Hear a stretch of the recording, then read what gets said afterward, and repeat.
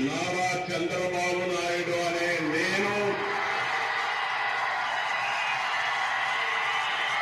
శాసనం ద్వారా నిర్మితమైన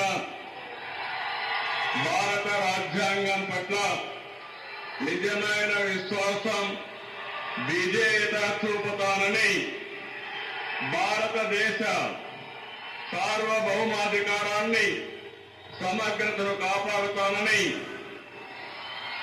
ఆంధ్రప్రదేశ్ రాష్ట్ర ముఖ్యమంత్రిగా నా కర్తవ్యాలను శ్రద్ధతో అంతఃకరణ శుద్ధితో నిర్వహిస్తానని, భయం గాని పక్షపాతం గాని రాగద్వేషాలు గాని లేకుండా రాజ్యాంగాన్ని శాసనాలను అనుసరించి ప్రజలందరూ